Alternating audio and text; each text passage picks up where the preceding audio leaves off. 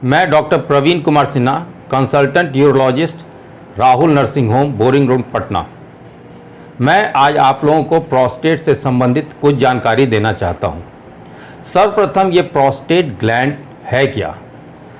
Prostate gland एक male reproductive organ का एक ग्लैंड है जो पेशाब के थैली के नीचे और पेशाब के रास्ते के दोनों तरफ सिचुएटेड रहता है।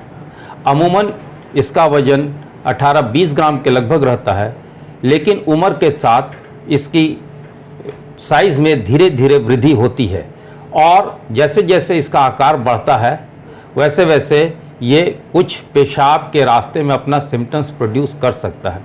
यह ज़रूरी नहीं है कि प्रोस्टेट बढ़े तभी कुछ पेशाब में कुछ दिक्कत महसूस हो।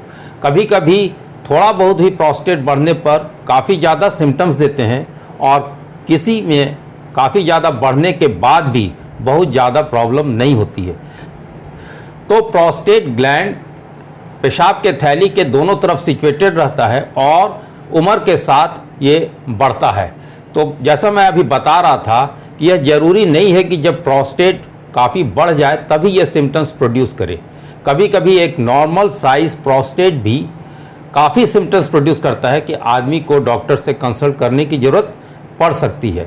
अब रही बात कि क्या प्रॉब्लम होता है, तो आदमी को डॉक्टर से कंसल्ट करने की ज़रूरत पड़ती है।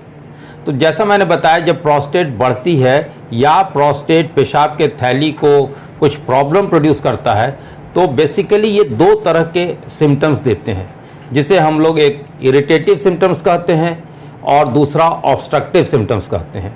इरिटेटिव सिम्टम्स यानी ग्लैंड बढ़ करके पेशाब के थैली को पर्टिकुलरली ट्राइगोन या लोअर पार्ट ऑफ ब्लाडर को इरिटेट करता है, जिसके चलते जल्दी जल्दी पेशाब का होना, पेशाब आने पर रोक न पाना, पेशाब लगने तो पैंट में टपक जाना, चू जाना, इस तरह के जो सिम्टम्स होते हैं उसे इरिटेटिव सिम्टम्स कहते हैं।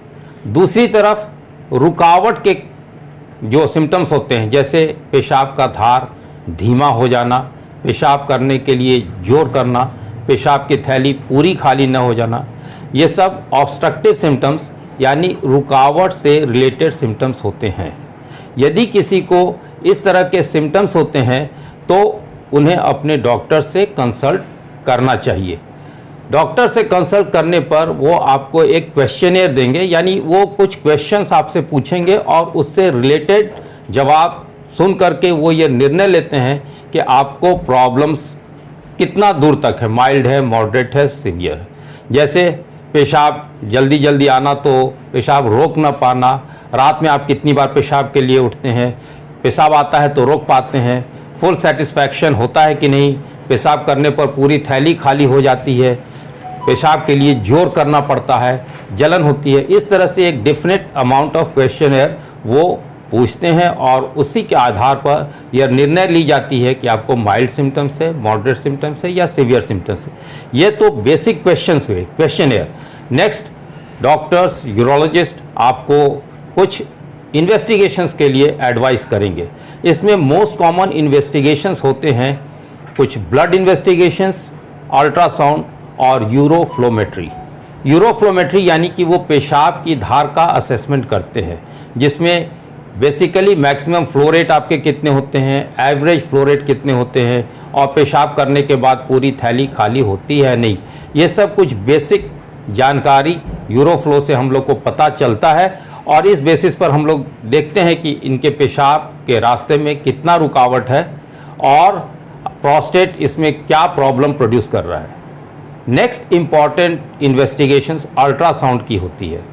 अल्ट्रासाउंड से हम लोग को प्रोस्टेट की साइज़, एनलार्जमेंट, कितना पेशाब खाली होता है या नहीं खाली होता है, कभी कभी पेशाब की थैली पूरी खाली नहीं होती है, उसमें काफ़ी मात्रा में पेशाब करने के बाद पेशाब रुका रहता है, जिसे हम लोग रेसिडुअल यूरिन कहते हैं। तो इन सब की जानकारी अल्ट्रासाउंड के माध्यम से हम लोग को मिलता है।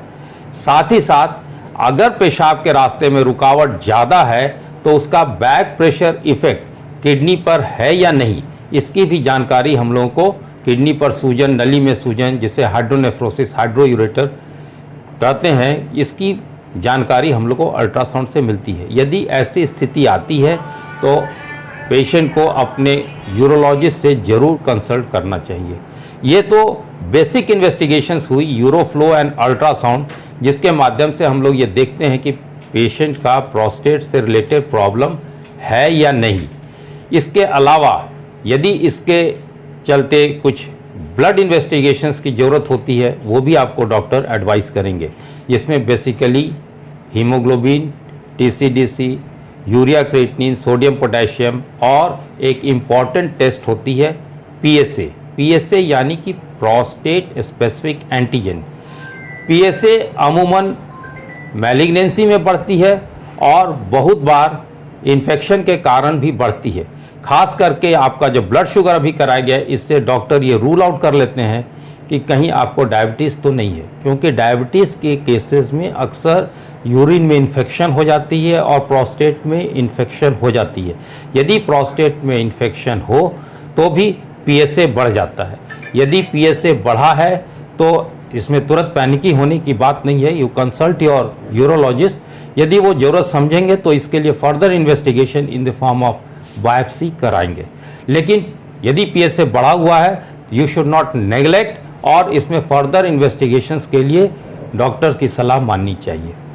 एक बार डायग्नोसिस हो जाने के बाद आपका प्रॉब्लम किस लेवल का है, इसकी जानकारी आपको डॉक्टर बताएंगे। माइल्ड है, मॉडरेट है, सीवियर है।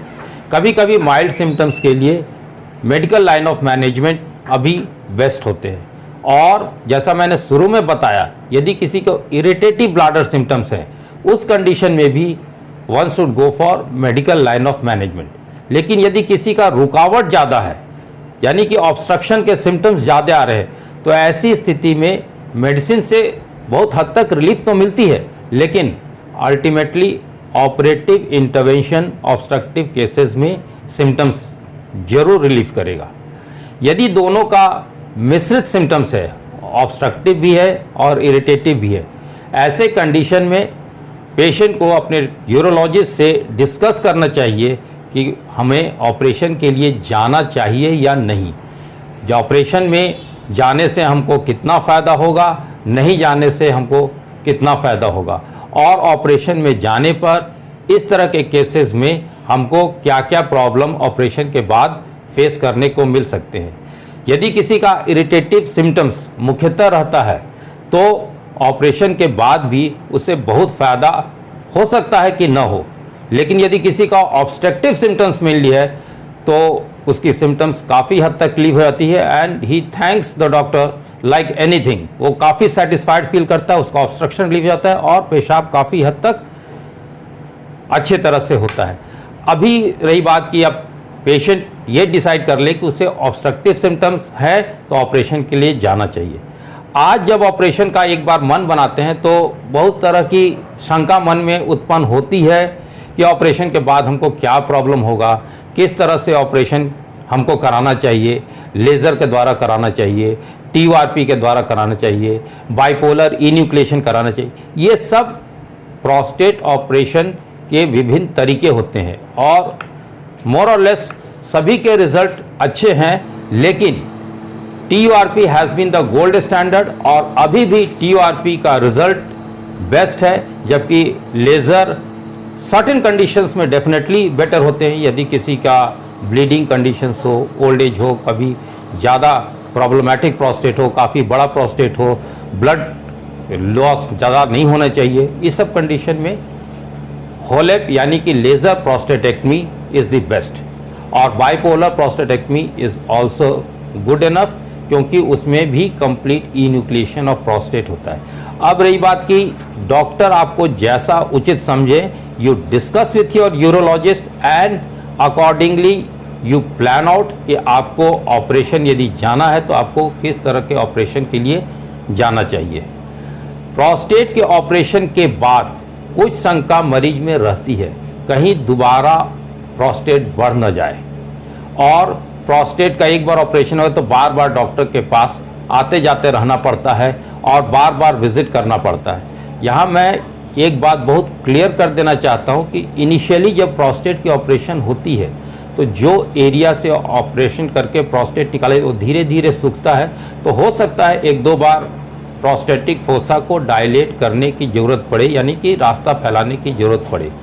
दूसरी प्रॉब्लम क्या होती है कि ड्यू टू इंस्ट्रूमेंटेशन पेशाब के रास्ते में कुछ संकीर्णता या पेशाब के रास्ते के मुंह पर कुछ डायलेटेशन करने की ज़रूरत शुरू में 1-2 बार पड़ सकती है। This is quite common. दूसरी शंका रहती है कि क्या दोबारा प्रोस्टेट हो सकता है। तो जैसा मैंने आपको बताया, प्रोस्टेट का 2 जोन होता है, एक इनर जोन और एक आउटर जोन। इनर जोन जो होता है मोस्टली बेनाइन प्रोस्टेटिक एनलार्जेंट में एनलार्ज होते हैं 80% केसेस में, जबकि आउटर जोन यानी कि पेरिफेरल जोन यूजुअली मैलिग्नेंसी के केसेस में एनलार्ज होते हैं। यदि एक बार किसी का प्रोस्टेट ऑपरेशन हुआ है और वो BPH रहा है, यानी कि सादी गांठ या बेनाइन प्रोस्टेटिक एनलार्जमेंट, तो ऐसा कोई नियम नहीं है कि आउटर जोन भविष्य में एनलार्ज नहीं हो सकता है। आउटर जोन की एनलार्जमेंट हो सकती है, यानी कि बाद में उसको कैंसर हो सकता है। तो यह एक कंडीशन है कि दोबारा प्रोस्टेट बढ़ सकता है। दूसरी बात रही कि शुरू में यदि ऑपरेशन हुआ है, सिर्फ मीडियन लोब का एनलार्जमेंट रहा है और उसका ऑपरेशन हुआ है, तो बाद में लैटरल लोब्स भी एनलार्ज हो सकते हैं। तो और प्रोस्टेट के ऑपरेशन में यूजुअली हम लोग जो ऑब्स्ट्रक्टिव लोब ऑफ प्रोस्टेट होते हैं उतना निकालते हैं, ऐसा नहीं कि कंप्लीट इन्यूक्लिएशन ऑफ प्रोस्टेट हो। TURP में जो ऑब्स्ट्रक्शन है वो रिलीव की जाती है, वेरएज होलेप या बाइपोलर इन्यूक्लिएशन में पूरा का पूरा बेनाइन इनर जोन को हम लोग निकालते हैं। तो एक बार ऑपरेशन के बाद कुछ प्रॉब्लम हो सकते हैं जिसको पेशेंट को डिस्कस कर लेना चाहिए। द सेकेंड इम्पॉर्टेंट थिंग जो पेशेंट अक्सर पूछते हैं, क्या मेरा पेशाब बराबर चूहता रहेगा, बाद में टपकता रहेगा, कपड़ा की बात ऐसी नहीं है।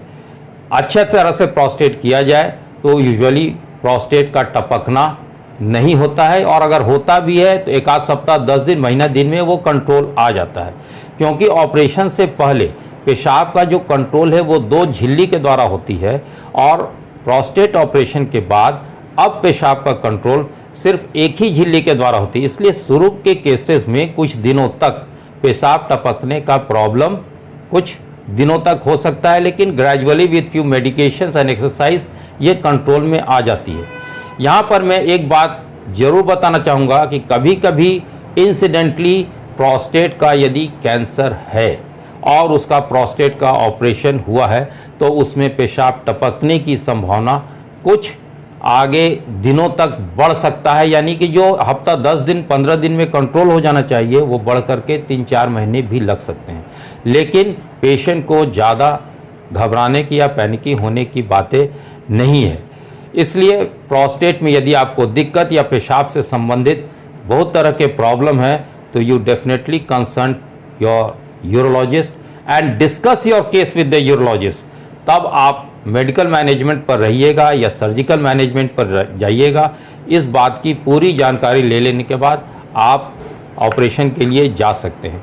आज प्रोस्टेट का ऑपरेशन एक सीधा स्ट्रेट फॉरवर्ड ऑपरेशन है और प्रोस्टेट से संबंधित यूरिनरी प्रॉब्लम से चिंता करने की ज़रूरत नहीं है। Thank you.